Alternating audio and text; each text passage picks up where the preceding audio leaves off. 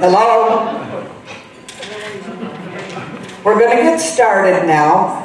I would like to thank Sibby Becker from Hospice Care of Central and Western Mass for organizing this event for us.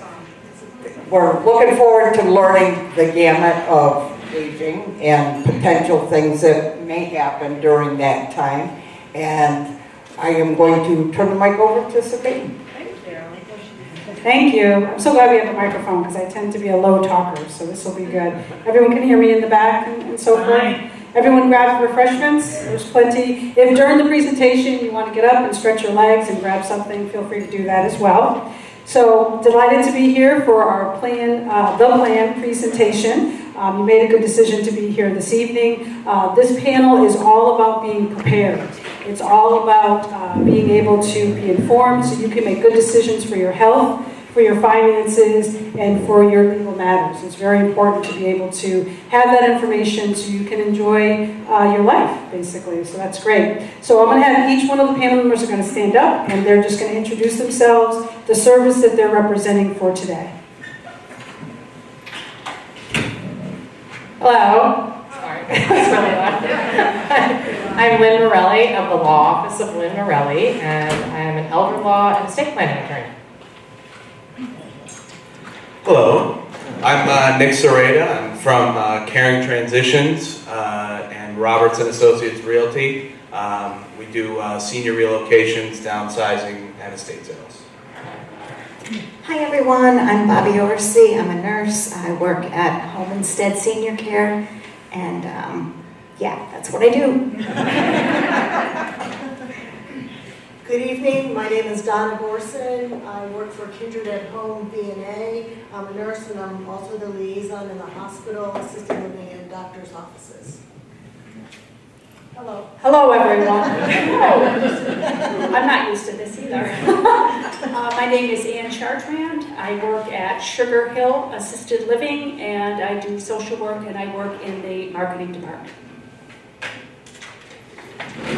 Hi everyone, I'm Denise Bigna. I work on behalf of our Bay Care Homes, which is representing Sugar Hill Senior Living Community, Craneville Place, and Springside Rehab and Skilled Care Centers. I work as marketing and outreach, so it's an honor to be here, and thanks for coming out. Hi everyone, my name is Roberto Velez, and I work with Hospice of Western and Central Mass. Provide hospice services, obviously, in the community, and I work alongside this lovely young lady here, Saban. Thank you. So how this is going to work is each one of the presenters are going to talk for 10 minutes about their service, and then we're going to have questions afterwards. So if you can, hold your question. If it's a question that'll help you to clarify something so that it's going to be a burning question, go ahead and ask it. But we're going to try to hold the questions to the end so that we can get through the panel in a timely manner. So we are going to go ahead and get started, and we are going to start with our wonderful elder law attorney. Thank you, Stan. So I'm going to try to keep a look at the clock. This is a huge topic, elder law and estate planning. So I'm going to try to do it in a really tiny nutshell. And I thought a good way to do that would be, I do a free initial consultation in my office. So people come and we discuss. I start with a basic estate plan. So does anybody in the room have a will? Anybody in the room? Okay, great. A basic estate plan to me is a will, a healthcare proxy, a power of attorney, and maybe also a medical information release form, which I'll tell you in more detail, and maybe a living will. Okay, so let's start with the will. I suggest not going to a general practitioner for your will, because they'll just give you a boilerplate, and you really should have your estate planning documents tailored to your own details of your life. So we'll discuss things like, do you want to put anything about your funeral or your bodily remains into the will? Do you want to have a mass or a service? Would you like to have a memorial service, a reception? I mean, we can tailor it as much as you want. Then we talk about pets. That's an often forgotten thing, but everybody has pets, right? So we talk about who you would like to leave your pets to, if you would like to leave a stipend to that person so that they can use the money to take care of your pets. And Massachusetts also has a law that allows pet trusts. So you can actually set up a trust for your pet. And that would allow the person that you name to take them to have access to money to carry out, the care and their veterinary expenses and anything that may happen down the road. Then we talk about personal gifts of your property, tangible personal property, basically your stuff. If there's furniture or collections or artwork or jewelry that you want a specific item to go to a specific person, we can put that in the will. There's also something called a pecuniary bequest. That is, you want to leave a certain amount of money. Say you have a lot of nieces and nephews, you want to leave them each $1,000. So we can do that. And then we have the regular catch-all phrase, catch-all clause for the rest of your personal property, where you could say in equal shares to whomever, and my executor, which is also known as the personal representative in Massachusetts, will decide, pretty much how that gets divvied up between people. And we can discuss if you have real property, your home, not only to whom you want your home to go after you die, but if you want to tell the executor, and I'm going to use that word even though it's not the term that's used anymore, it's just easy to remember. You could tell your executor that you want them to sell the home as soon as it's practicable, and divide the proceeds between the heirs that you name in the will. Or you could say, I want you to keep it, just give it to whoever is, equally to my children and let them decide. You can put an option to buy clause in there. So there's really a lot of opportunity for a tailored will, rather than just saying everything in equal shares to my kids, or my spouse and then my kids.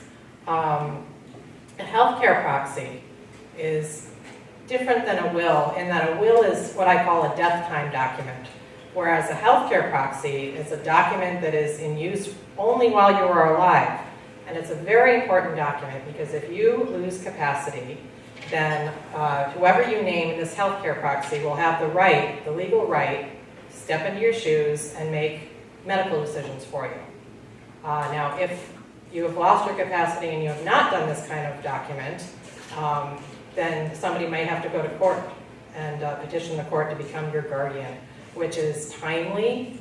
It takes a lot of time, it's expensive, there's a lot of delay, when you could just simply do your healthcare proxy while you're still healthy enough to do it.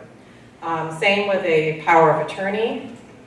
That is where you name somebody to step into your shoes to make financial decisions for you and to carry on your financial life if you either temporarily or permanently lose your capacity.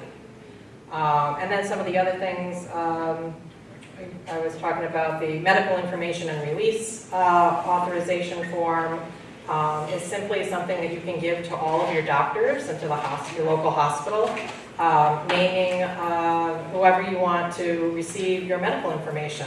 So if you have people that are out of state, children or close family or friends, and they call the hospital because you've been in an accident or you've had some kind of event, and the nurse says, well, I can't tell you because you're not on this form.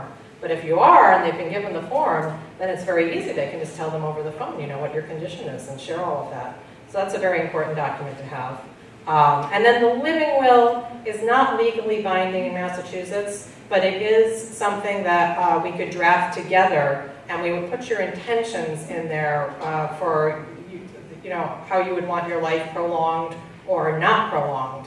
And there are a lot of decisions that can be written into that. And really what it would be used for is the person that you name to be your healthcare proxy. It could really be a roadmap to them because they might be in a situation where they have to make medical decisions for you and they say, gee, I don't know what mom wanted. So they can look to the living will and see your intentions and say, oh, all right, yeah, well, she didn't want this and she didn't want that and she wanted this. So that can be a very important part of an estate plan. But basically, your meat and potatoes estate plan is a will, a healthcare proxy, and a power of attorney.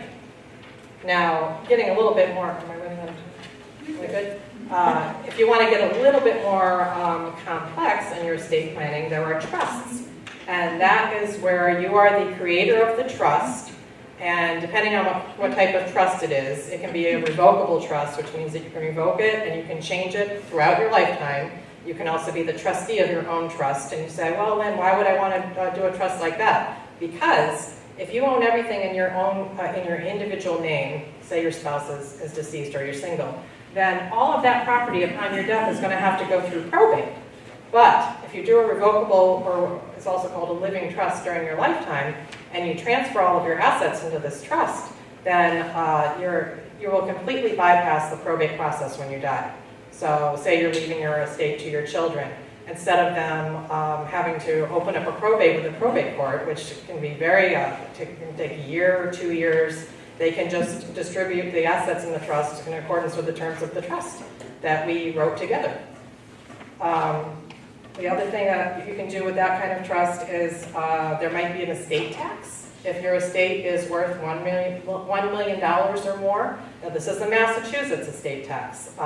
Most people will not have a federal estate tax because they let you pass $11.4 million to your heirs without incurring any estate tax, and if you're married, it's twice that. So if anybody in this room is, has over $22 million, God bless you.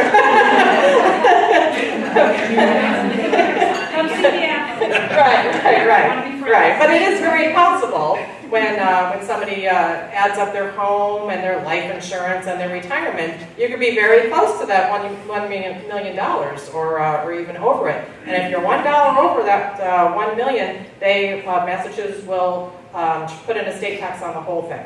So this type of trust that I'm talking about, I could build in a credit shelter that can help to defray the cost of that kind of estate tax in Massachusetts. And then another great reason to use a trust is it's private. Unlike probate, that is everything that you file with probate is a matter of public record. And the other thing you can do with a trust is that you can protect a vulnerable beneficiary with it. So when I say vulnerable, I say maybe somebody who has a substance abuse problem, or they're in a bad marriage, and you don't want the money to end up going to waste. So you can keep the money in this kind of trust, and the trustee can use the money to take care of them, but they don't have direct access to it. So that's also a great reason for doing a trust. Also, special needs trusts. So if if you have a minor in your family, you're the guardian of a minor, or somebody with special needs, this is a different kind of trust that can also take care of that person, preserve their government benefits, and still supplement their income, give them a better quality of life. That is called a special needs trust. There are irrevocable trusts, and one of the reasons you would do that is to protect your assets in the event that you need long-term care planning, which by that I mean a nursing home stay. Does anybody know what a nursing home costs here in Massachusetts? Yeah. A monthly cost? Yeah. The monthly? Yeah. It's $117,000. Yeah, that's very good. Right. It's about $11,000 a month. Yeah. So there is some worth to looking into doing an irrevocable trust where you could transfer your assets. There's a 5-year look-back rule. So you'd have to wait that 5 years, but once the 5 years passed, anything in that trust would be not recoverable by Medicaid if Medicaid paid for your nursing home bill. So that's another great reason to have a trust. I have one more minute. Okay, so we're talking about long-term care. There are also strategies to protect your home. You could deed your home to your children with a retained life estate. That is a great strategy for protecting your home in the event that you or your spouse have to go into a nursing home. Even better, you can deed the home to an irrevocable trust and keep a life estate. And that is a more complex way of doing it, but it's for many reasons that I can't go into right now. That's the best way to do it. And I think that's pretty much it for me for this time. Thank you. Hi, everybody.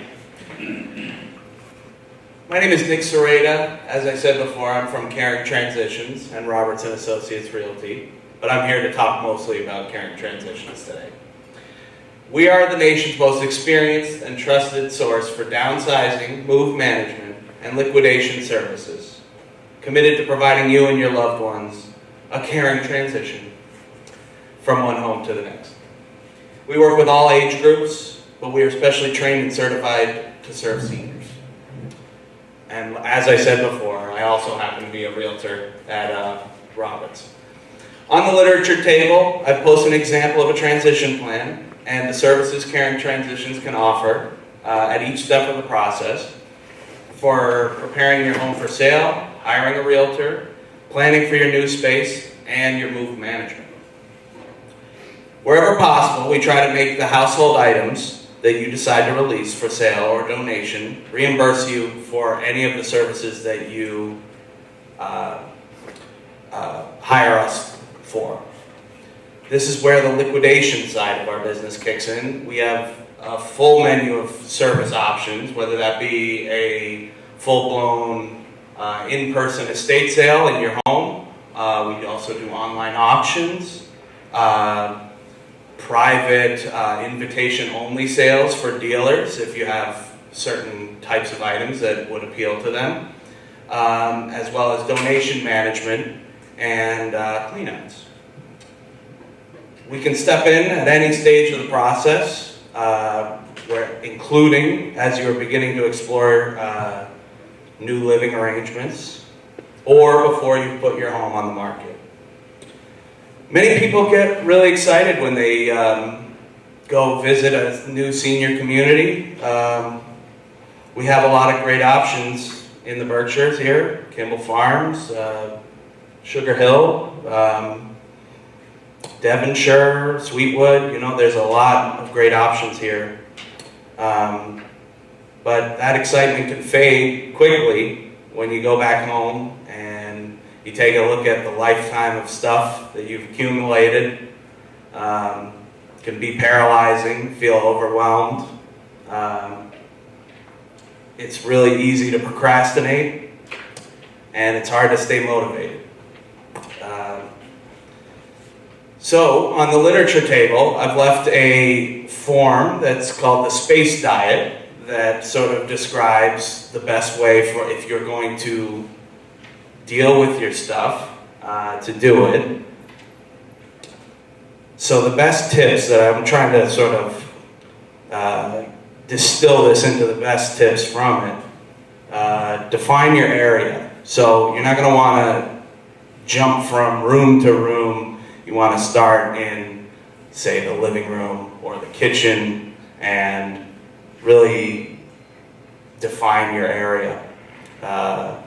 You're going to want to assemble your equipment, the stuff that you're going to need, space organizers, garbage bags, donation boxes, tape, markers, that kind of thing. You want to set a time frame and stick to it. It's hard to do this in more than 2 to 3 hour blocks at a time. It's a million decisions, you know, over and over. There's a reason why, you know, CEOs of big companies will eat the same breakfast for every day or the same lunch every single day. Because they want to, there's only so many decisions that you can make in one day. You want to stay focused. Like I said, don't move from room to room. Stay focused on one room, get it done. If you can, work with a buddy or a professional. Reward your accomplishments. The best way is to enjoy the new clean space. So a couple tips. Don't add anything. I know it seems obvious, but don't add anything without taking something else out. Establish goals, start reasonable sized projects. Set firm timetables and decide on your rewards. And final tip from this is the value of most of the things in your home is in the memories that you associate with them. So I've also got a sheet here of things you're going to want to let go. Broken, outdated electronics, things you have a million of, things that belong to others, things we've kept out of guilt or fear, clothing, shoes, coats that don't fit any longer or are very seldom worn, kitchen items you no longer use, excess linen, books, magazines, expired food, you know. We've seen it all. So to give a breakdown of exactly what our services are, we have a menu of our services, and you don't have to hire us for everything, but our happiest clients tend to hire us for most of the process. It is a very stressful process, and the more that you can have somebody else do it for you, sometimes it's for the best. So we do sorting, organizing, downsizing, packing for your move. We do estate sales, cleanouts, donation management. We itemize all of your donations so that you can get the maximum deduction from the IRS. We can help you with the space plan for your new space. We have a computer software where I usually work personally with you to make sure that your new space is going to be as close as possible to your old space, while being safe and not cluttered and not too crowded. We can help you with arranging your furniture, as I said, and ultimately get your house ready for real estate transfer if that's what you're going to do. Thank you. That's about it. Gosh, they say that getting old ain't for sissies. And I think, all of us have to make these decisions about how long we stay in our house, about what kind of financial planning we do, and when to have folks come in to help, and whether to go to a facility for rehab or to stay home. Those are big decisions that we have to make as we get older. In Dalton, there are 1,300 people who are over the age of 65 who are making those decisions, and a lot of people who are heading in that direction who will be also making them. Homestead Senior Care was established 18 years ago by Donna and Steve Smith. It's a locally owned and operated franchise, so that means that there are hundreds of homesteads across America, and they're international also. Donna and Steve Smith run their business primarily with big hearts. They started the business here because they needed care for one of their parents, and there was no local home care service. So it's a private home care agency, and what that means is that generally Medicare does not cover any of the services, and oftentimes Medicaid doesn't cover the services. So folks that would use Homestead Senior Care would usually have long-term care insurance or would pay privately for the service. So we know that most people in the Berkshires and probably in the rest of the world want to live in their homes as long as possible. And Homestead Senior Care provides non-medical home services, so to help you stay at home as long as possible. So what that means is meal planning, help with buying groceries, getting to the grocery store, getting to your doctor's appointments, making your bed, changing your sheets, doing your laundry, some personal care as well, so with bathing and toileting and things like that. Some of the essential basic things that we all need to stay in our homes. Homestead provides services for as little as 3 hours a week or as much as 24 hours a day, depending on what people need.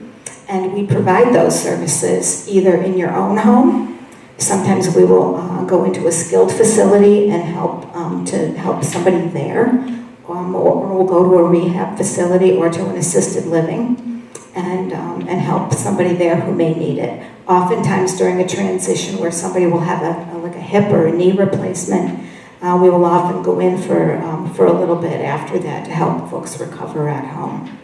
But we don't provide nursing services. We do not provide occupational and physical therapy services. We provide support services.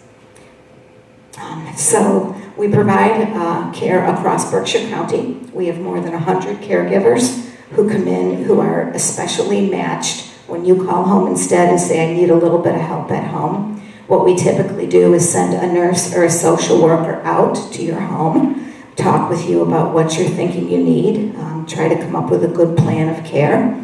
That's called a care consultation, and it's free. And then we would build a plan and specifically match a caregiver to your needs. Our caregivers are all bonded and insured. We train them. They come in, they get quite a bit of initial training. All of them have dementia training as well. So before we would place them into a home where somebody has dementia, we would make sure that they've had that training. And they're really well trained and supervised. We have a nurse on staff, we have a social worker who help manage care for folks that we take care of.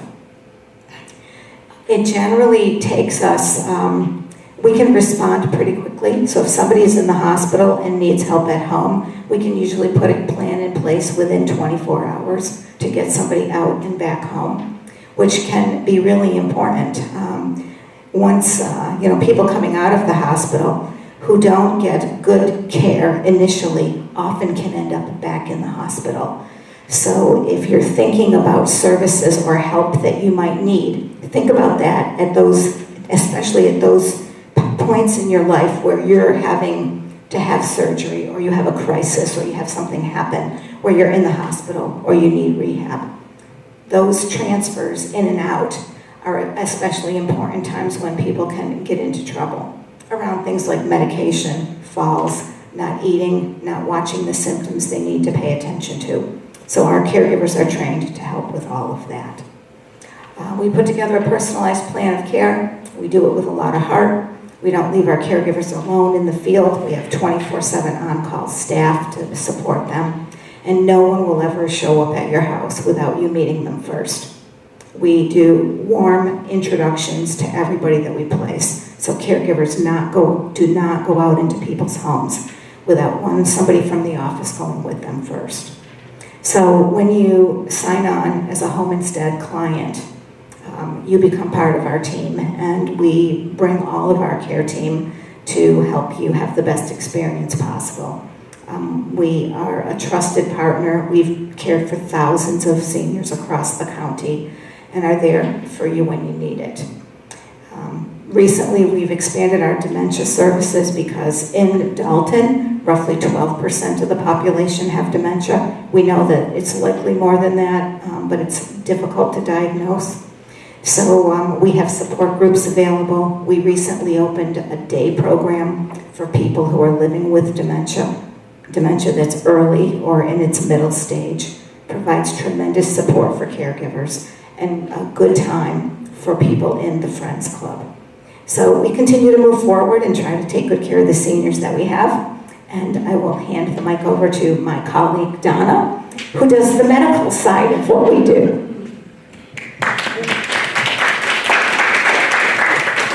Good afternoon, everybody. I think better when I stand, so I'm going to stand. At Kindred at Home, I want to do a little survey first. How many of you have actually used VNA services or have had a family member that's used VNA? Okay. VNA stands for Visiting Nurse Association. I want to show my hands again. How many of you know there are over 5 VNAs in Berkshire County? Okay. So it's important to know when you end up going into the hospital or you're coming out of a nursing home that you do have a choice to pick the VNA that you want to go to. And even though we do have some similarities, we also have some differences. Kindred at Home has been around for a long time. We're one of the biggest home care agencies nationally. We take care of 110,000 patients a day. We offer, as Bobby said, skilled nursing, physical therapy, occupational therapy, home health aid, and a social worker. And our goal at Kindred at Home is to have you age in place. So if you're starting to have a functional decline, you're having issues with your mobility, if you have congestive heart failure or chronic obstructive pulmonary disease, or you have a wound, we can come in and do individualized care. Our response is within 24 hours. We are in your home. We are primarily Medicare-based. We do take some insurances. Medicare pays for our services. The things we don't do any homemaking. It gets very confusing because we don't do homemaking, we don't do cooking, we don't do cleaning. Yes, we have a home health aide, but she's usually in the home maybe 2 or 3 times a week. We are not 24/7. A lot of times, individuals like yourself, this group looks really healthy, but when you go in to see your physician and let's say you're having problems with your medication, or you have had a fall with an injury, or you have an open wound, or you're just not feeling great, you're having a hard time getting in to see your physician, that's when our skills are needed. If you end up in the hospital, most of the time, the case managers at the hospital will recommend you go to a VNA, and that is a very global term. You need to be specific of what VNA you want, and they should give you a choice. We get in a lot quicker than some of the other VNAs. We have an aftercare program where when you finish with our services, we call you every 30, 60, and 90 days to make sure you're okay. We want to prevent you from constantly repeating going back into the hospital. We have an evidence-based balance and fall program. If you're having some issues with mobility, we help you. We bring a physical therapist in to do an assessment, and all of our programs are individual to you in your home, so you can stay in your home. The other services, that we offer, we also have a cardiopulmonary and a chronic obstructive pulmonary disease program, a specialized program. So any of you with those disease processes, we set up this huge program because those are the patients that end up in the hospital, keep going back and forth. Our goal is to keep you in the home. Not only that, we have a huge staff. We have about 30 clinicians, and we cover all of the Berkshires. So we have a north and a south team. The reason why we do this is because the community gets to know all of the physical therapists, all the nurses, the occupational therapist, the social worker. And a lot of times I've been in a nursing home, talking to a patient that's going to be put on our service, and somebody's like in the next bed, and they go, oh, I've had Matt, he's the 6'7" physical therapist. And so there's familiarity, and you feel comfortable with the clinicians coming in your home. The nursing visit usually is about an hour and a half. They do a full evaluation when they come into your home, and then not everybody comes at once. We always call before we enter the home. I meet most of the patients. I meet whether they're coming out of the nursing home or the hospital. So I talk to them about Kindred at Home. I give them my phone number so they can call me, if they have any questions. We used to be Gentiva. That's our old name. The hospital still calls us Gentiva, but we were bought by Kindred at Home about 3 years ago. So we're now Kindred at Home. So we want you to stay in your home. We're a very caring company. I left my card on the table, so if any of you have more questions after this program, I left you some information about our aftercare program and our Safe Strides program as well. And the way, if you went to your doctor, and let's say you weren't feeling well, and he does have services, just, you know, say I want Kindred at Home, and I come in, I meet you, or they can refer and you can call me. So it's a fairly, you know, easy process as well.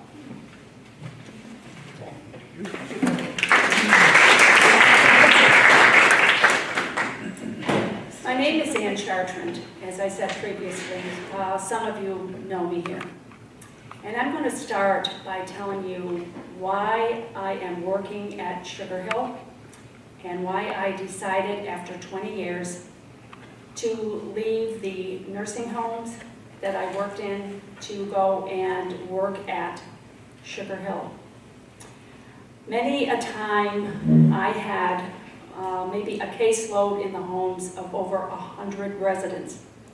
And I did a lot of discharge planning so that if the person came in and the person needed rehab services and it was time and quote for the resident to go home, or they came in for a nursing need and it was time to go home, we would have what we called a discharge planning meeting. And at that particular meeting, families, of course, were involved, and a lot of times there were residents who had absolutely no one.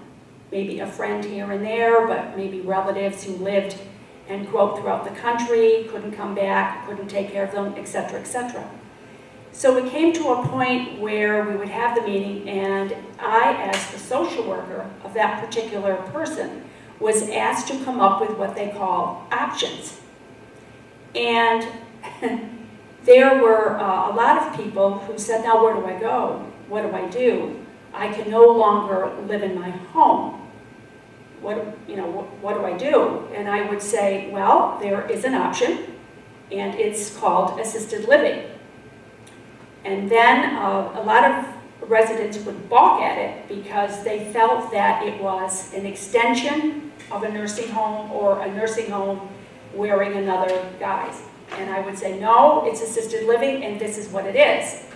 And then a lot of times, I would call this lovely lady to the left of me, and she would come down, and she would assess this person to see whether or not they were acceptable to come to Sugar Hill.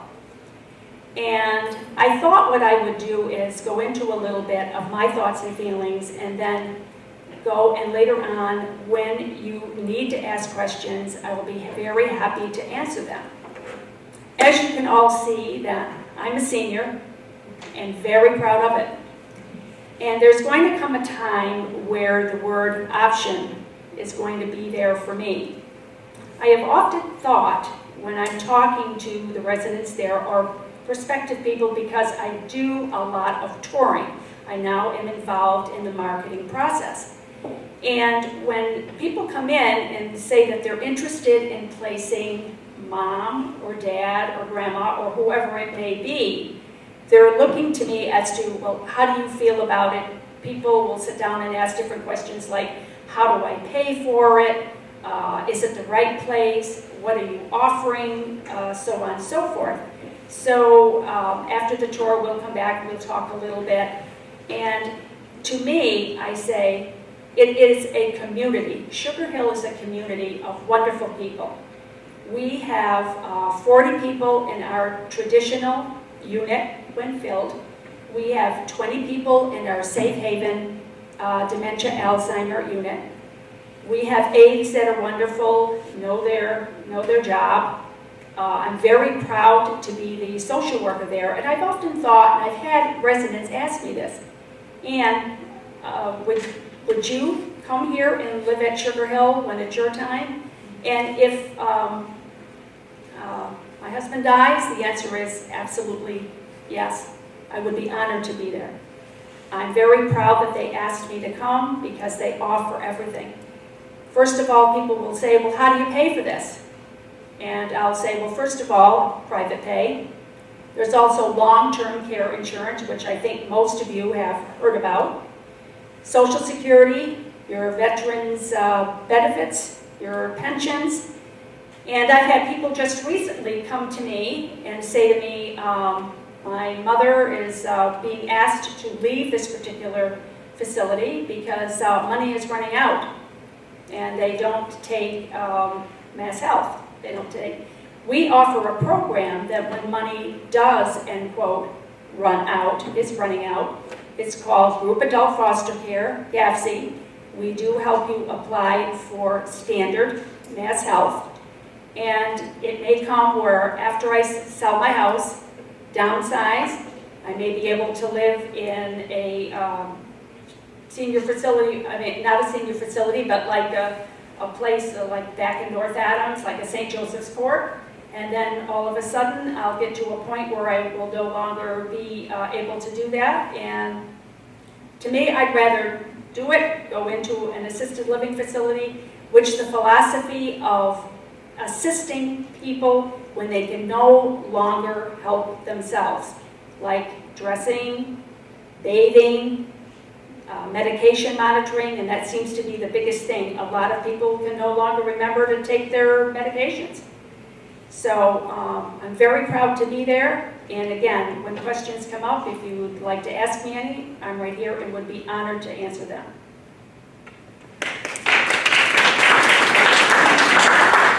I feel like I just want to stand. Just gonna stretch out.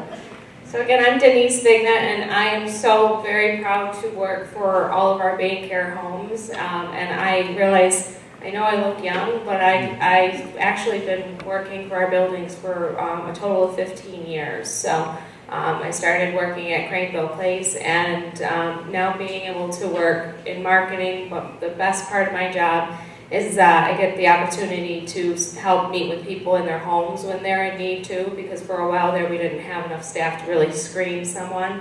And I don't think you get to know a person's needs unless you really go and see what their needs are. So being a social worker, it just gives me that additional understanding of a person's life so that we can go ahead and bring that back to our buildings and say, this is how we care for them. So I say Bain Care truly lives up to the words caring. They care for our buildings, they care for our residents and our families, and they put in the money to take care of us. So, you know, I love the fact that Rich Bain is our CEO, and he has a finger on the pulse. If we say we need something, we're putting it in place. So those are things that I love, that I have a connection with the people I work with on a managerial level.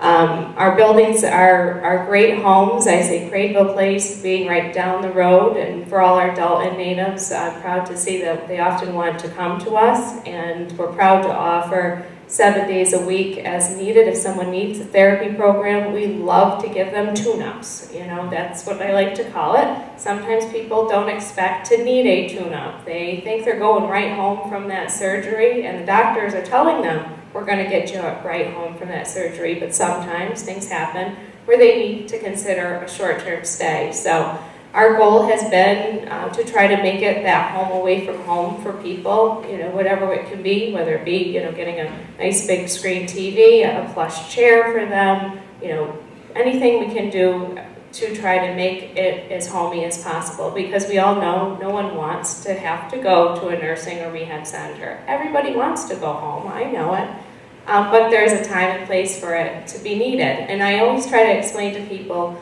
nursing facilities are not what they used to be, because oftentimes when I am having people come into our homes, they'll say, wow, it looks so nice, it smells nice in here, and I'll say, when was the last time you might have visited this building? And they often tell me it's been 15, 20 years. So, okay, well, that was before. So when I tell people, you might not expect to need a nursing and rehab center. So please do yourself and your families a favor and visit places in the area. We offer so many educational programs at our rehab centers. Why? Because we're thankful that Bain Care asks us to give outreach and help our older, you know, elders in our community to help empower themselves with education, because knowledge is power. So we do a lot of programs at all of our homes, and it's a great way for you to learn something, help someone in your family, and say, you know what, while I'm here, I want to get a tour. I also love when people just stop in and say, you know what, I was in the area, you know, my mom's at Melbourne Place right now. She might need a nursing home. I live from out of town. I just want to see the place. If she goes into the hospital,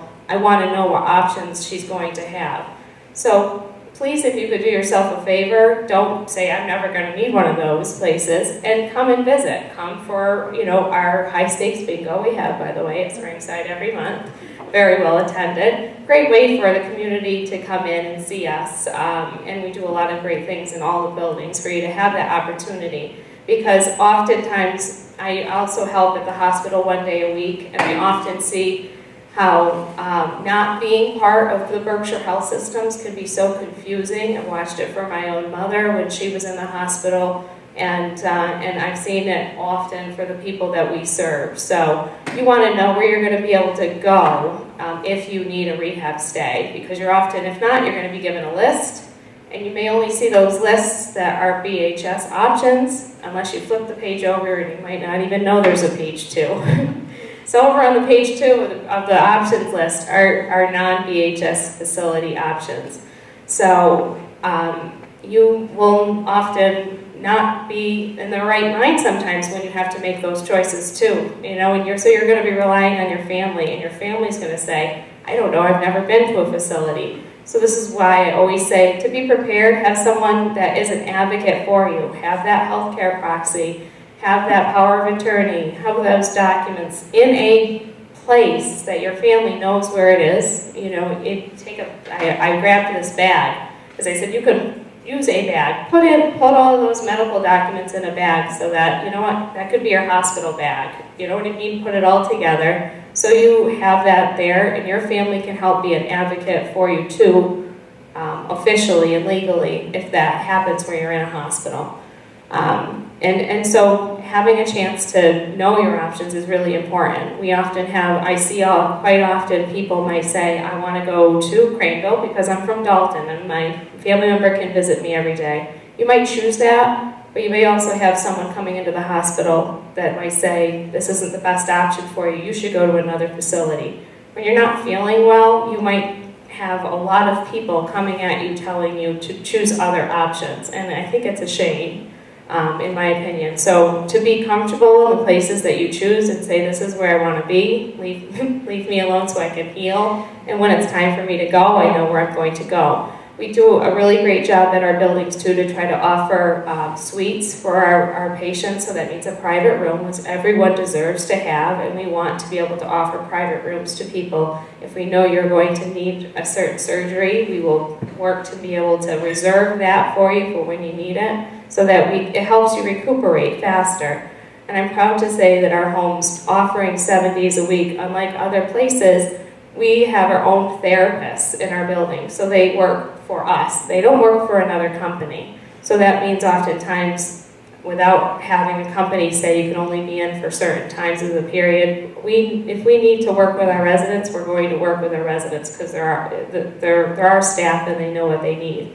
So we find that our residents are often quickly getting home faster. And I gotta say, on a personal level, I couldn't do my job unless I always get this comment. Have you ever would you put your loved one in the buildings? I have. I had my dad at Craneville for 5 years, and it was the best care he got. And my mom for a rehab stay at Springside. So we definitely did good for both of them. And so, and honestly, it surprised me how fast they were able to help my mom get out of there. I thought she was going to need to be there for months on end. But no, 2 weeks and she was out. So I tell people, we don't want to keep you. Like, that's the thing. From doing admissions, they keep me on my toes. But I love it because somebody I look at and say, that person's going to need a while. No, next day, they're up, they're walking, and they're doing amazing. So I'm so proud of the team we have in our buildings. We have some amazing staff, and the longevity in our buildings you can't see in healthcare. The administrators, a total of about 25 years in total between Sugar Hill, Craneville, and Springside. We have 25 years of them being with us. So a lot to be said. Go look around is what I ask you to take from this, and be prepared. So thank you.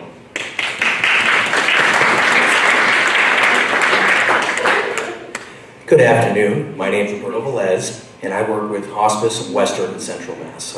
Sibby is my co-partner out this way. I'm here to talk a little bit about hospice. The H word has a stigma behind it. How many of you have, well, first of all, how many of you have heard of our company?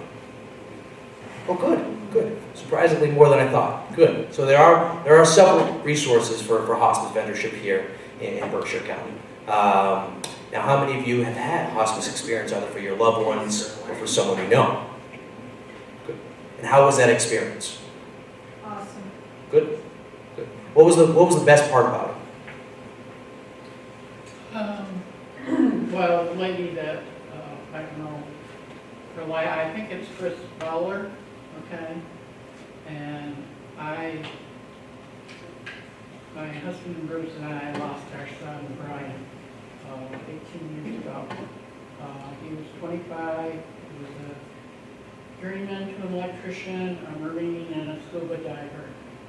But she came into our life at a time that we needed compassionate care.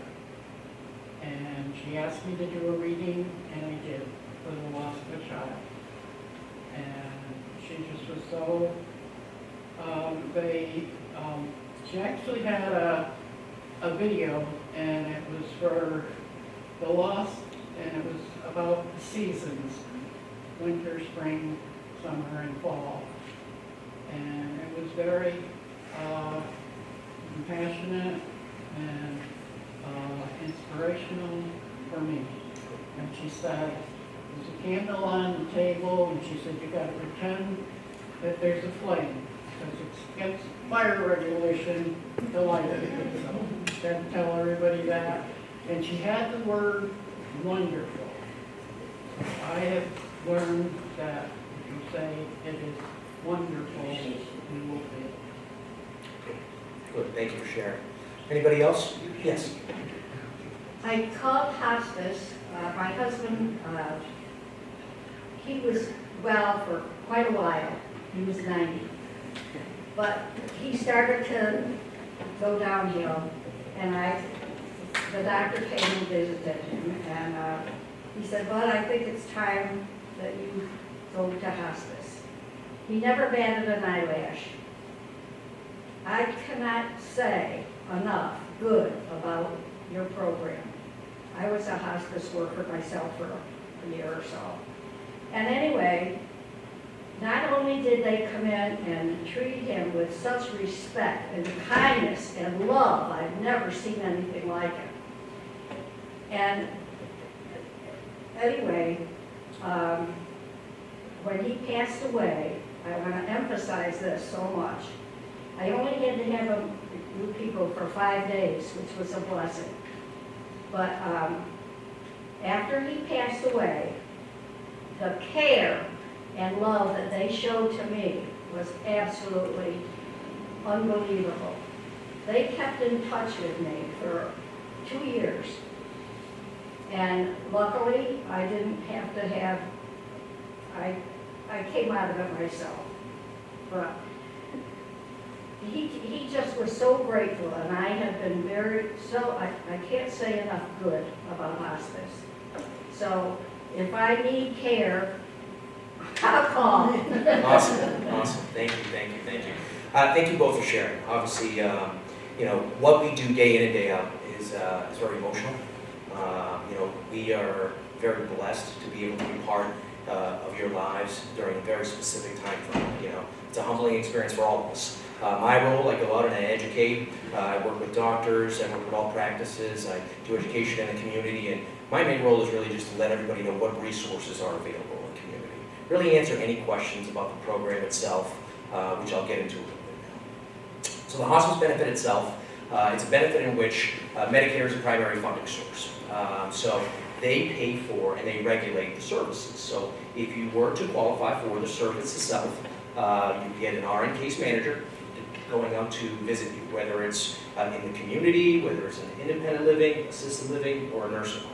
So regardless of wherever you call home, we go out and provide services. What they'll do is they'll develop a care plan with their medical director or whoever your primary care physician is and our medical director. So 2 doctors are talking about the best care plan for you. And that can change throughout the entire process. So that nurse will come out after the clinical evaluation. She'll set a time frame. She'll say, okay, we're going to make 3 or 4 visits a week. check in on you, see how things are going. Along comes the aide as well. So you have an aide to come out and help you, whether it's bathing, feeding, assisting with activities of daily care. Things that you may not be able to do as efficiently as you used to be able to do. So, and as things digress with the disease process, that's when services ramp up. So nursing service may pick up to 5, 6, 7 days a week. Same thing with the aide. They'll come in as often as needed to make sure that you guys are getting what you need. Obviously, that's regulated by Medicare, so we got to justify the services. That's how the healthcare system works.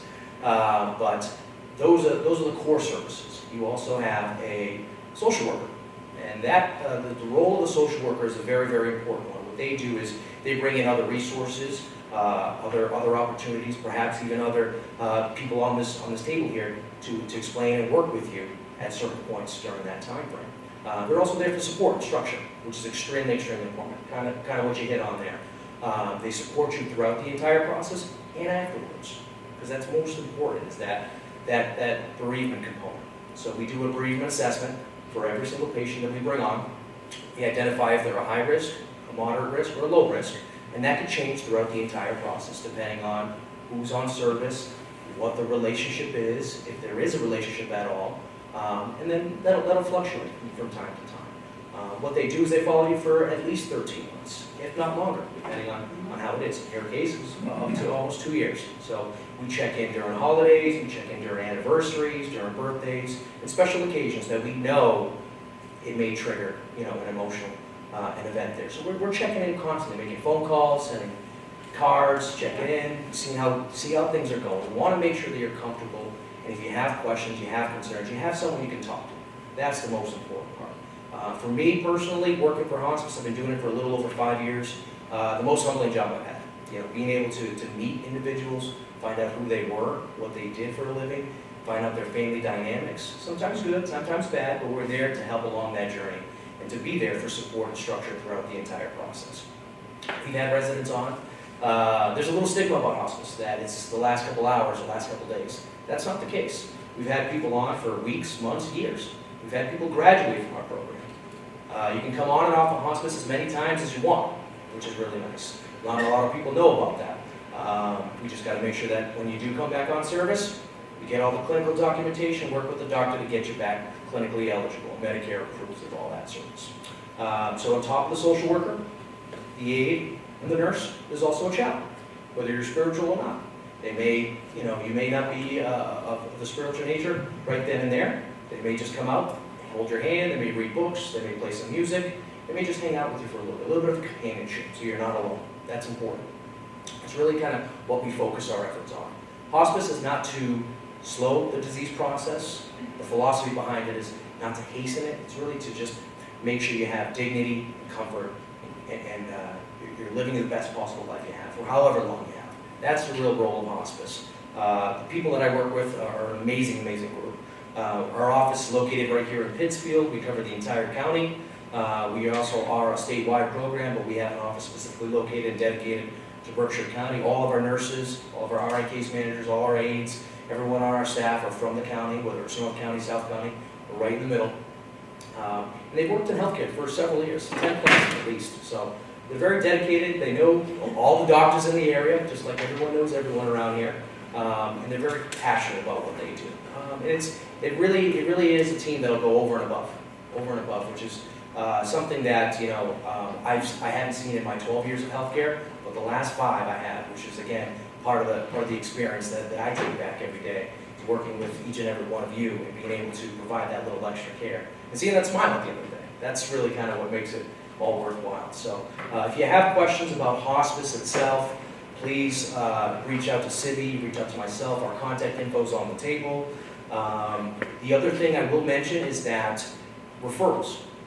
If you're interested in finding out more about information, whether it's for yourself or a loved one or for someone that you know, anyone can call and refer. You can, the doctor can, a best friend can call just to find out a little bit more information. It's important to know that these resources are available for you just to educate yourself a little bit. We plan for the future. We plan for 401k. We plan for retirement. We plan for our kids and health insurance. But not a lot of people plan for end-of-life care. How you want to be treated at the end of life when you can no longer make those needs known, that's important. That's important. You ride that ship. You're at the steering wheel right now. You have the availability to make those decisions. It's important to take hold of that and really make those decisions known. That way you can live your best life. Any questions, concerns, again, do not hesitate to reach out. We're available 24/7. I already talked about the referrals, and that's it. Thank you. So thank you all so much. So now what we're going to do is take questions. Does anyone have a question?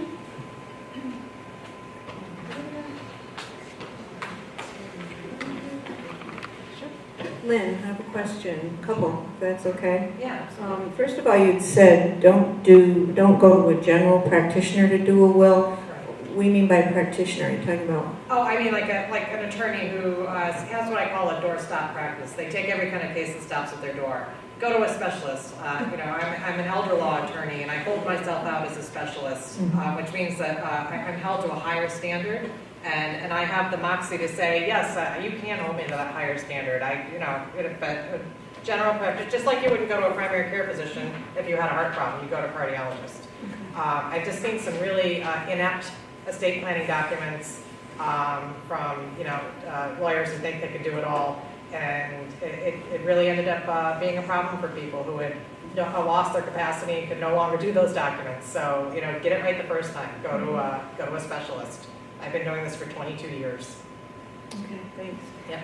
The 5 wishes that I'm an outreach counselor here, and we talk to people a lot about use of the 5 wishes, which is hospice based. Yeah, I've seen that. And because living will is not legal in Massachusetts, so to speak, the 5 wishes covers a lot, and I was hoping you might want to address that a little bit, and also the I have goals. seen the 5 wishes form through hospice, and I think it's a great tool to use, for the living will. I also do, I can do it myself. I can do it in my own form, but they're both great. I mean, neither of them are legally binding. So if you're the type of person who, you can't think it all up for yourself, and it's right there, and they ask you the right questions. It can be just as good a resource.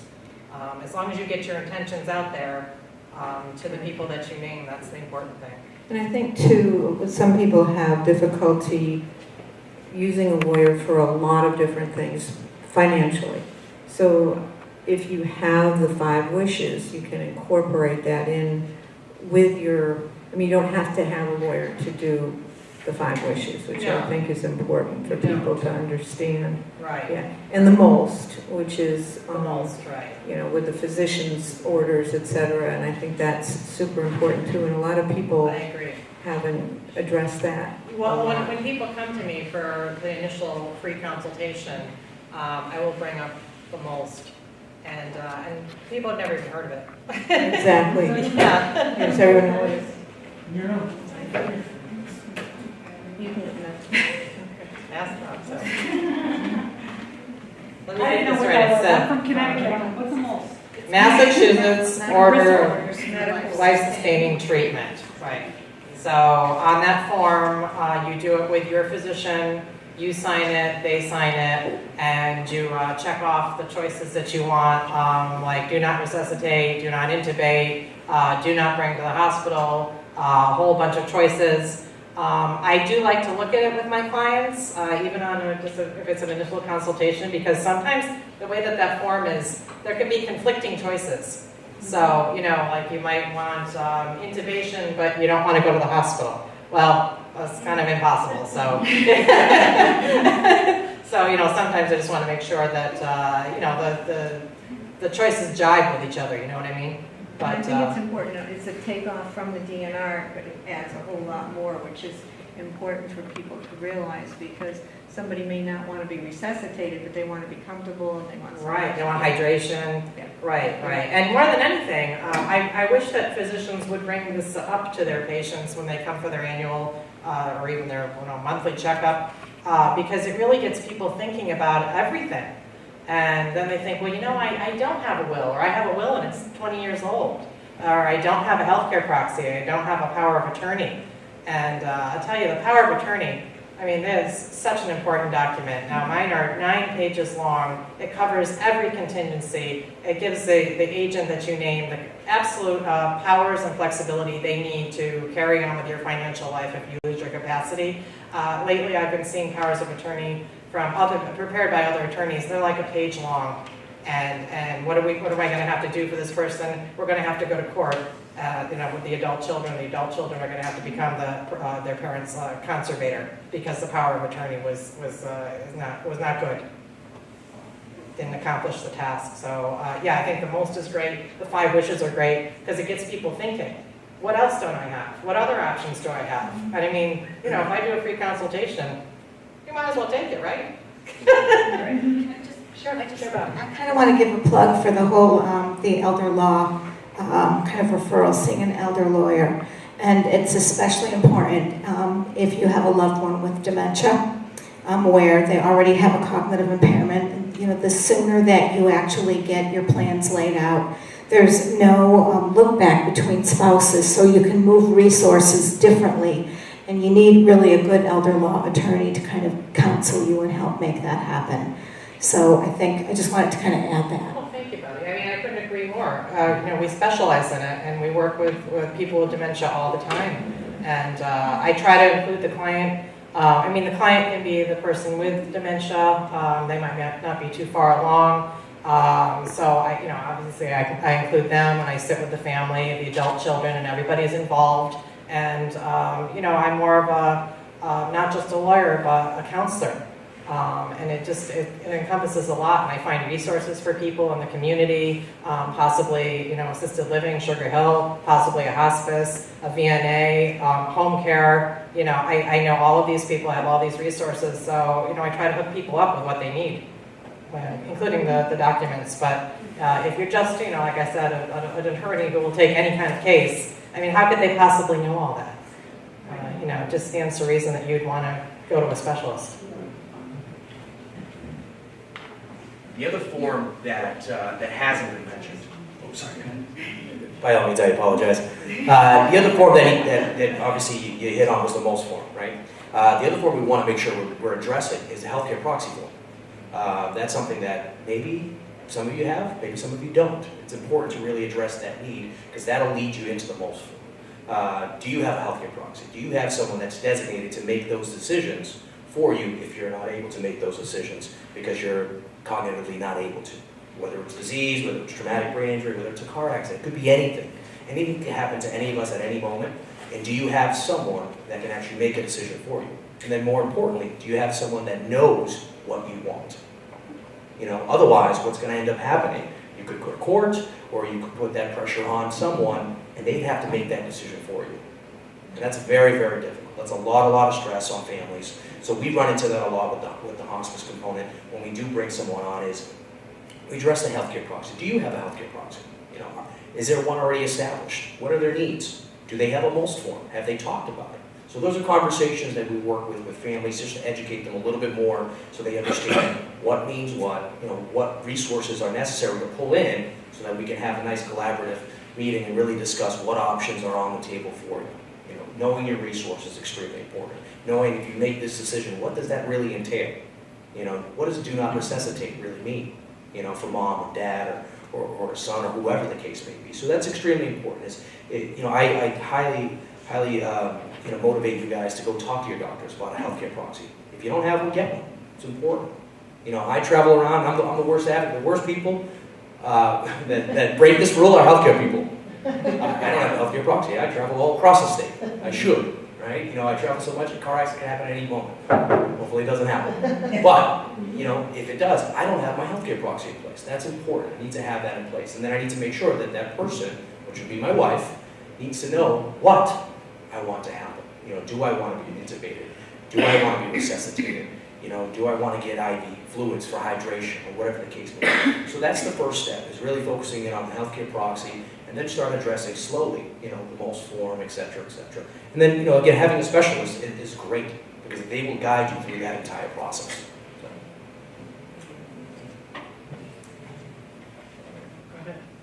Well, I just wanted to say that at Sugar Hill, we have quite a few informative programs there. And I've had the pleasure of having Lynn Morelli up several times. There was, I think the last program that you did, Lynn, was what to do when a loved one dies. And we had quite a few people there. We had a Saturday morning brunch, and Lynn came along with her husband, and she gave a marvelous presentation. You would not believe what you need to do when a loved one dies. And I don't remember how many pages it was, but I mean, she went over everything. She's very, very knowledgeable, and she knows her stuff. Go Lynn. If you're interested, I wrote the article, What to Do When a Loved One Dies, and there's a stack of them over there with my other literature on the literature table, along with some other articles that I wrote. Thank you. Did you have a follow-up question, or your? I had two more quick ones, but someone else has Okay. it. Have this one.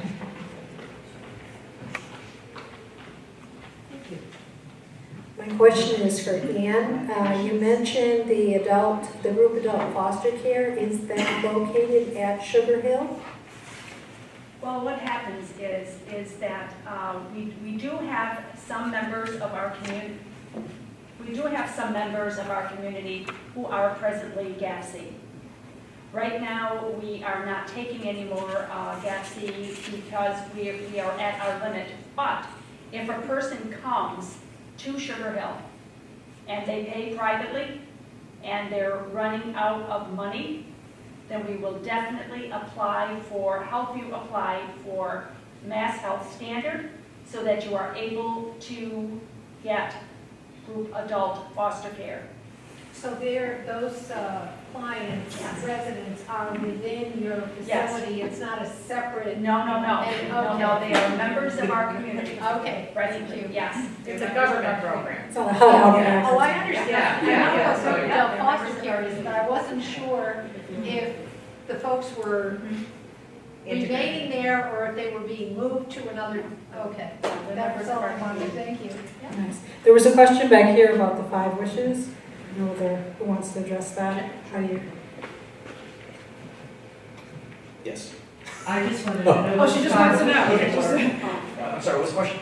What are the 5 wishes? So 5 Wishes is a nice little book. I'm sure Cindy can grab them from the office, and if not, we'll get some, and we can bring them back here. Oh, you have some, perfect, okay. So it's a nice little template. It kind of just goes through the process of what you would like as things were to happen. So, it talks about, it talks a little bit about hydration, talks a little bit about intubation, talks about just general things. It's a softer landing, and kind of just transition through that conversation about when we focus in and we get closer to the end of life, the type of care you would like.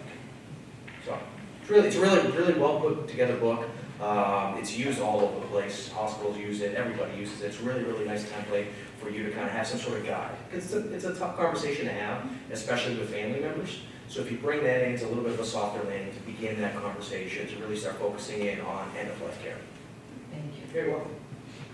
I just wanted to add, since we were talking about GAPC and affording Sugar Hill, which, by the way, is the place that I would want to go, because I don't know if you haven't taken a tour, just go up there and eat a meal with them. And the food is fantastic and the place is beautiful.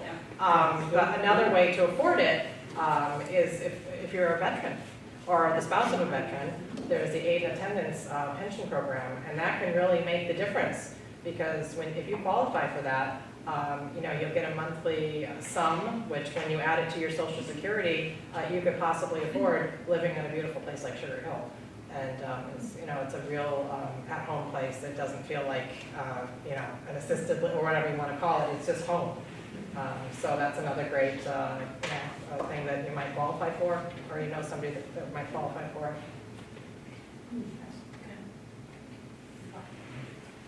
To address the aid and attendance again, notoriously, as we all know, how long it takes to be able to get a person aid and attendance. They are trying to rectify that. It is. It is improving. So what's your it is take on improving. how long? Yes. Well, I mean, they were saying it was 3 months.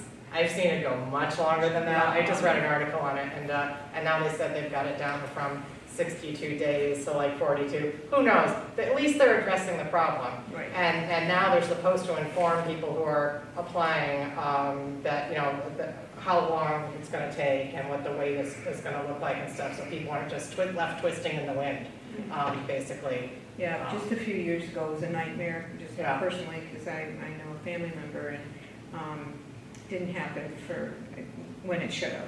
Yeah. Just a bit of a push here is we have an excellent veteran service officer here, and he's just done an amazing job. His name is Steve Roy, and just terrific, and will do everything that he can for people, so for veterans. So I think it's great for our town to be able to have Oh, that's fantastic. Yeah. Do people utilize it? Yes, Because it can yes. be intimidating. It can be, but I don't feel he is, and I think at this point. No, I don't mean he is, but people won't apply for it because Right. they look at the paperwork and they think, oh, I can't do this. And see, this is what he does, and there's Right. also a person, I think it's Mike Nichols in Pittsfield, who's just come on board with a grant. And so things are so different than just a few years ago, where the veterans are getting what they're supposed to get. Right, right. I am also a certified representative of the VA to help people with the application and to get them their benefits. And if you're over 90, you can ask for it to be expedited. You jump the line, basically. And if you're going to file and you don't have all your paperwork together and all the things all the documents, you can file an intent that you're going to file. So at least when you do get your benefits, it'll be retroactive to the date that you filed that intent to file. So it's a very complicated area of the law, VA benefits. But And there's never a charge to fill out the application. right, that's right. That's right. Hi, I'm Janet. I'm Janet Cunningham, and I'm speaking for my husband Bruce. Dr. Kirby and I persuaded Bruce to take the test for dementia. This was 24th of April. Now, my question is, I was talking to him about healthcare proxy, which he says we already have done. No, well, guess what? Anyways, that was, and the power of attorney. At this time, I would like to, once we get the results of his dementia test, because I do believe he's had dementia for 4 years, but he denied it. Anyway, so one step at a time. My thought is that the power of attorney, that would be me or him. Now, years, we've been married for 47 years. Oh, and as I said before, we lost our son 18 years ago. He was 25. But anyway, but that's my thought of how to start to approach our future living that you people have, addressed. I did go to the Monday night caregiving, and it was very, very nice. I didn't know there was 28, which really, I was very impressed. I do have a lot of things that I can look over to read, or I have more. As you probably noticed, I take one of each. I know, Bobby. But anyways, this is my, at this time, I know, the healthcare proxy. One lady said you just need to sign it. No. Another thing, my fire rep told me that a DNR, you can fill out the form, but you can change it at the time. Whether that's true or not, but my mother had a DNR. She had pneumonia. She was in the nursing home for 5 years with dementia. When the time came, her doctor, which she knew for 4 years, called me on the phone and said she had pneumonia and she had been taken to the hospital. And I said, well, I signed a DNR. That was it. She took her off the life support. My mother died peacefully in her sleep. That was her wishes. I was peaceful for my mom, because she was 89. So, but anyways, with Bruce, okay, I kind of because I do believe he has dementia, I've gone through a lot of behavior problems with Bruce. Now, 47 years, my husband has been there for me, okay? Through sickness and health and how the marriage vows go, that's it. So now I need to step up and maybe try to be there because of the dementia. So I was thinking, and I know this isn't probably true because I was power of attorney for my mom. I'm saying, well, you know, so to work both ways, can I be his power attorney? Can he be mine? Yeah, absolutely. Yeah, As long as he has capacity to, Pardon? as long as he still has his mental capacity to sign the documents, Well, to understand what he's the signing. reason I say that is he has been there for me, and I have bipolar, I have Parkinsonism, whatever you want to call it. So he's been there, and even Dr. Kirby says, yes, that's true. He's been there for you, but he now may have dementia. So, you know, we have to, let's get Bruce to take the test, and then we'll try to decide what's best for us. Dr. Janet Bruce. That's what he said. And I've known Dr. Kirby for 25 years, or plus. But my question to you is I don't remember, what's your first name, the lawyer? Lynn. Lynn? Yes. Okay. My question to you is we got a letter, and I misplaced it. And I looked for it amongst all my papers or whatever, but we got a card, a postcard in the mail, and I don't know whether it's a scare tactic or a scam.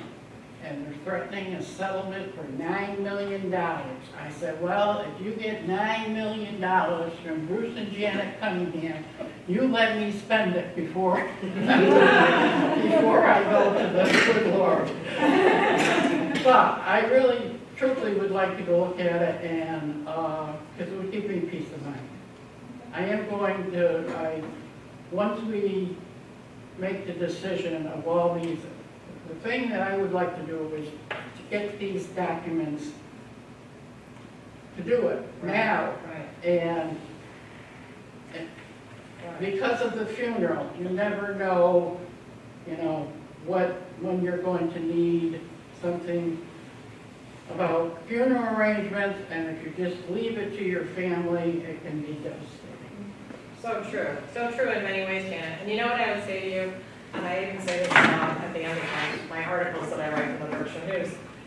Don't go it alone. That's how I end all of my anything I write. Don't go alone. There's so many services out there. There's so many resources. All of the people on this panel, Bobby's support groups for people with dementia. I mean, there's so much. Don't isolate yourself. But avail yourself of every. Well, you avail yourself. Well, of it, because it's hard on the caregiver too. Yeah, but he denied it for 4 years, and Dr. Kirby said, oh, that's because he stopped smoking. Oh, that's because he started working part-time. I told my daughter one time, because my husband has a tendency, when we're talking, he really don't want to talk about it. He walks out the door, and Janet does the same thing. So, you know, that's the way it is. But, picked up the phone, I called my daughter, no, that's because Dad stopped smoking. I would like to talk to Dad. Well, that took till just recently, she talked to her father. Well, she talked to me. Like I said, I have bipolar. So I was in Jones too. She talked to me. Real tears on the phone. So we gave her a beautiful pink geranium.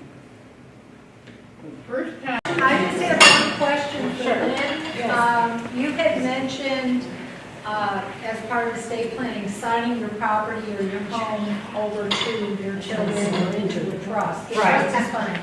Right. I've seen. Different strategies, yes. Yeah, I've seen terrible things happen. Yes. When people sign their homes over to their kids. Oh, yeah, I would never advocate No, going ahead and signing and- it directly over to them. No, but That's the the other- worst thing you can do. If you do that though, and maybe with a trust, you can still utilize the reverse mortgage or the home equity lines of credit Right. through the home program. And it's, when my mom was getting quite elderly and having a lot of problems, we were able to apply for, through the home program, and get her the reverse mortgage. Right. And if you've signed your house over, you're not eligible to do No, that. you're not. You cannot That's why tap it's a into terrible equity. idea to just sign your house over to your kids. Yes.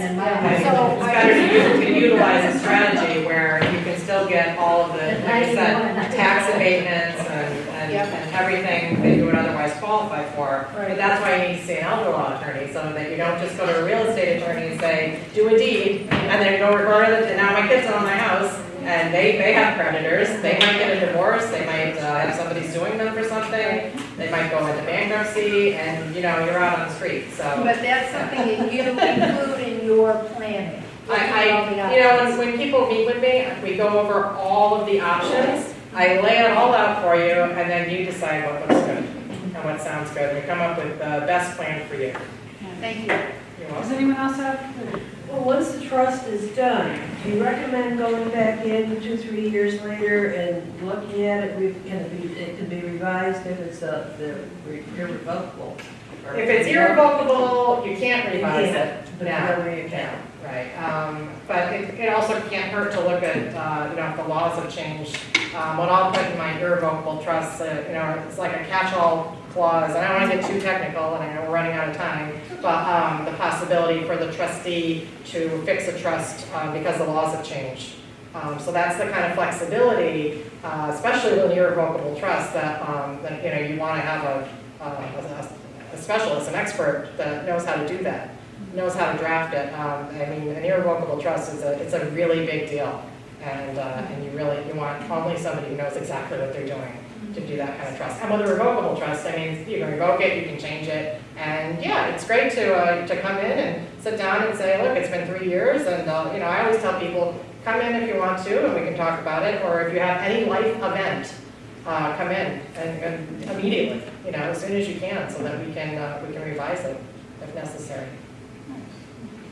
Life estate, so are you saying that if you do a life estate with your children or whatever, so would that mean then, because you had mentioned having the tax abatements, and that, would that not happen? So you can still preserve your tax abatements, even if you just do a deed where you convey it to your children, but you and your spouse retain a life estate. So you're basically, I'm going to get technical again, you're splitting the ownership. You have the life estate and they have the remainder interest. But you're still responsible for everything you pay for now, mortgage, property taxes, So you could do a reverse mortgage, you could do the reverse? Okay, got you, that's smart. Yeah, and then that's a fine strategy to do. There are some downsides to doing a life estate that way, and there are some pros to doing a life estate deed and putting it into irrevocable trust. And that's something that we would, take some time to. When I meet with people, I also don't rush people, and I don't put a time limit on it. I notice that some people say free 1 hour consultation. Sometimes I sit with people for 2 or 3 hours, because that's how long it takes to get to know people and to get them to, to trust me and just have a rapport.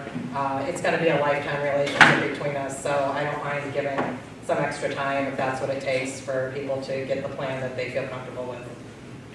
And I work with my clients exclusively one-on-one. I call you back. And I do call back. I know there are a lot of attorneys who don't. You'll call, you'll leave a message with their secretary or their voicemail. I can't tell you how many people call. My attorney never calls me back. I will call you back on the same day. Any other questions?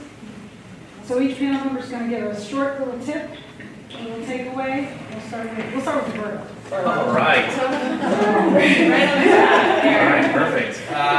The one tip I recommend is really just get to know your resources. Get to know your resources, get to know what's available out there for you. Obviously, this panel brought a lot of different resources to you, and there's still more out there. So get to know what's available to you.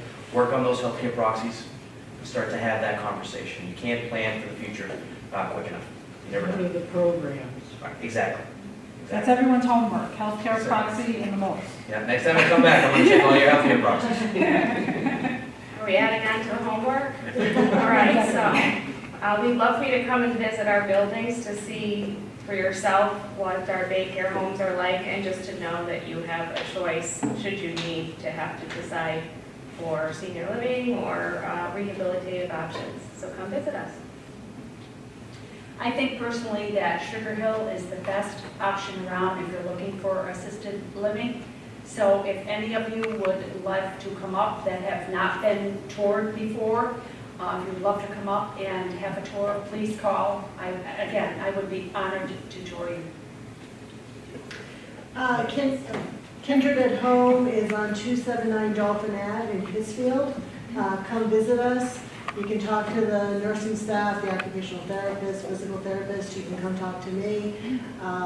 Please feel free to take my card. And it's important to know you do have a choice. When you go into the hospital and they say we're going to put you with VNA, it doesn't have to be Berkshire VNA. It doesn't have to be Porchline. It doesn't have to be Medesis. It doesn't even have to be Kindred, but know that you have a choice and get to know the other VNAs. I think that's really important.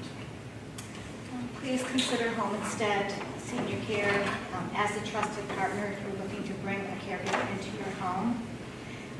And if you or a loved one develops dementia in the course of your lives or know somebody who has, please come by and see our beautiful New Day program. It's called the Friends Club. It's all guys right now, but it's a pretty cool place to be, and they have quite a bit of adventure there.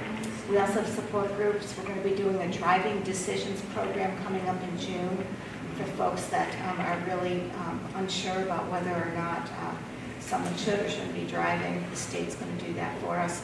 We're trying to do community programs that really help support seniors in staying in their homes. Please think of Home Instead first. My final tip, biggest thing to take away would probably be to not bite off more than you can chew. Set realistic goals and really reward yourself when you accomplish those goals, especially when you're decluttering, trying to, go through your old stuff that is sort of weighing you down. I guess my tip would be kind of in line with what I've been saying.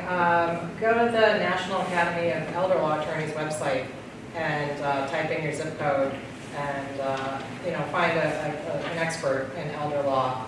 Elder law attorneys, we do estate planning, asset protection, probate administration. And I say, meet with them one person. If you sit down with somebody and you don't feel comfortable with them and you just don't feel like you're jiving with them, and it's a very personal relationship, and you're going to have it for a long time, or you should. So meet with a few people until you find that person that you're the most comfortable with, and just make sure that it's an expert so that you get the planning that you really need and that you deserve. Well, thanks so much for coming, everyone.